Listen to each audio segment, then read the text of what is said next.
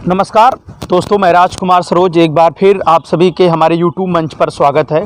हम अपने बच्चों को सेना में भेजना चाहते हैं या हमारे बच्चे खुद कहते हैं कि हम अपने इस देश की रक्षा करना चाहते हैं। पिताजी, चाचा जी, माता जी, आप लोग हमारी मदद करिए। तो हम अपने बच्चों को उस मेहनत के लिए समझाते हैं और बताते हैं, और बच्चे खुद जब मेहनत करके और अपने मुकाम की तरफ चलने लगते हैं तो हमारा भी हौसला बुलंद होता है कि हमारे बच्चे अब इस देश की रक्षा करेंगे, हमारे देश की रक्षा करेंगे, हमारी रक्षा करेंगे, हमारे लोगों की रक्षा करेंगे और पूरे देश की रक्षा करेंगे, जिससे हम अमन और चैन की नींद से सो सकें। ताकि हमें हमारे उन लोगों से जिनका डर है, जिनसे हमें ये लगता है कि कब ये हमारे देश को, हमारे मुल्क को ख़त्म कर दें, इसकी कोई समय अवधि नहीं है, इसका कोई एक टाइम नहीं है। उस जगह हमारा बेटा जा कर के उस बॉर्डर पर जाकर उन आतंकियों को, उन जो है कि नक्सलवादियों को हमारा बेटा मारेगा, हमारा बेटा इस देश की रक्षा करेगा। हमारे देश को कोई उंगली दिखाएगा तो उसके लिए बोलेगा।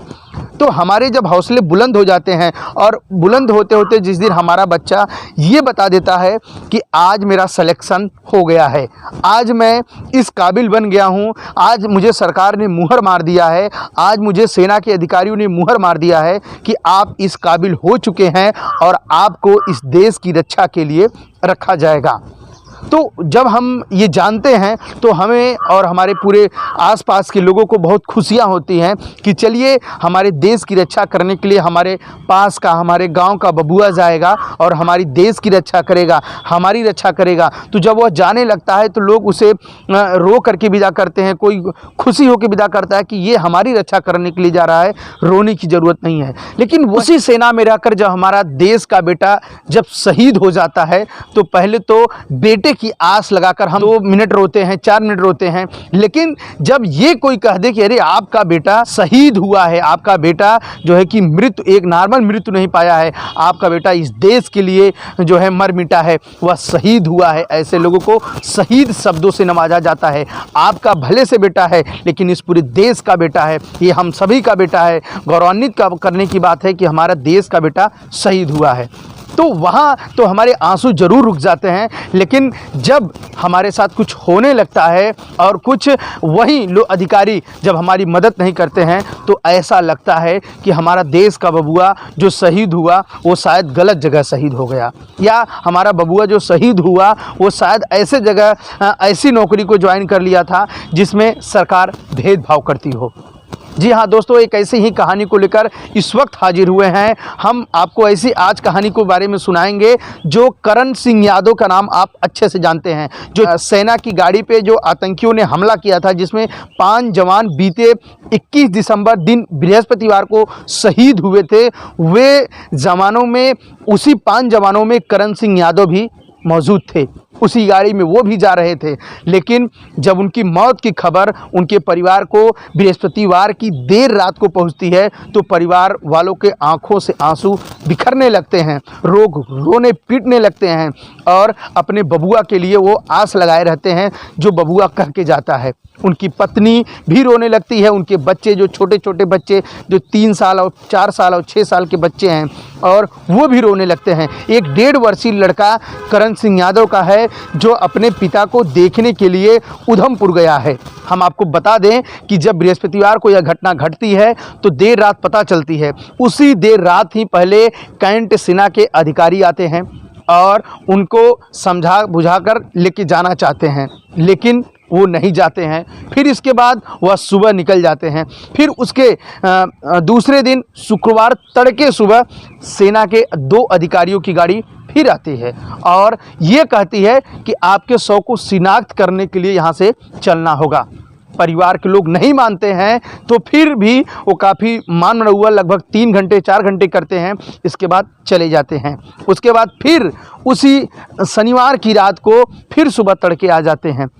इनोवा गाड़ी से, और उन लोग कहते हैं कि आपको बेटे को शिनाख्त करने के लिए चलना पड़ेगा, जिससे कि हम आपके बेटे का पार्थिव शव यहाँ ला सकें। इतनी बातों को वो उलझा करके, उनको भ्रमित करके कहा जाए, या ये भी कहा जाए वो शव के सच में शिनाख्त कराना चाहते थे या क्या कराना चाहते हैं, ये उनकी मंशा ही जानती है। उनके पिता, उनके भाई, उनकी पत्नी, उनके 2-3 बच्चे, उनके ससुर, उनके साला, ये सब जाते हैं, उनका भाई जाता है।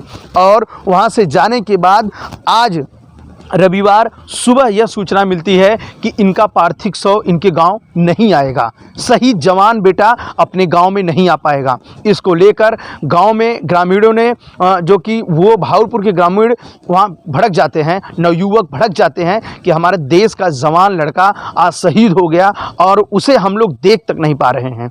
ऐसी चीज़ों को नवयुवक भड़क कर पूरे हाईवे को जाम कर दिया।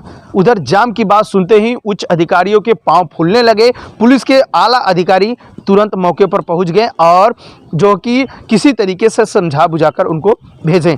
लेकिन सबसे सोचने और सबसे समझने की बात है कि वहीं उनके मां की हाल अगर हम आपको बताएं कि बृहस्पतिवार की शाम को तो ये सूचना मिलती है, शुक्रवार से ही उनके मुंह में एक निवाला तक नहीं जाता है। मात्र पानी के बूते वो पी पी के किसी तरीके से अपने बच्चों की अंतिम दर्शन करने के लिए इंतजार कर रही हैं। वहीं से जो जानकारियां मिली है कि उनका शव यहाँ नहीं आएगा, इसको लेकर के वो भी और भी चिंतित हैं।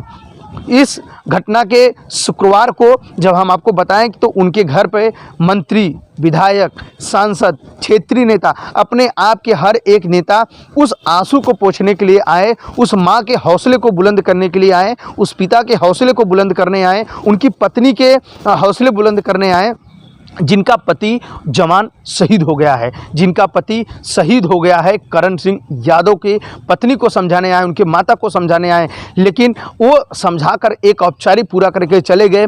आज उसी गांव के लोग कह रहे हैं कि इस करण सिंह यादव जो इतना बड़ा देश की सेना में जवान शहीद हुआ, क्या उसको 2 गज की जगह नहीं मिल पा रही है कि जिसका हम लोग जो है कि यहाँ पर स्मारक बना सके, जिससे कि हम लोग उसको याद कर सकें कि हमारे देश का बेटा यहीं पे शहीद हुआ था।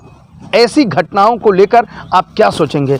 अगर आपके आसपास क्या ऐसी कोई घटना घटी तो क्या आप ये चाहेंगे कि उस बच्चे का पार्थिव शरीर शव उसके घर पे न पहुँचे? उसके गांव के लोग दर्शन करना चाहते हैं, उस जवान को अंतिम सलामी सब देना चाहते हैं, ताकि उस अंतिम सलामी से उसको ये, उसके परिवार के लोगों को ये हौसला मिले कि मेरा बेटा सच में शहीद हुआ है और मेरा बेटा इस देश की रक्षा कर रहा था, जिससे आज मुझे गौरवान्वित प्रभावित हो रहा है। और इससे आज मैं कितना जो कि मेरा सीना कितना चौड़ा है। उस पिता को हौसले बढ़ाने के लिए क्या प्रशासन, क्या सेना के अधिकारी ये नहीं चाहते हैं?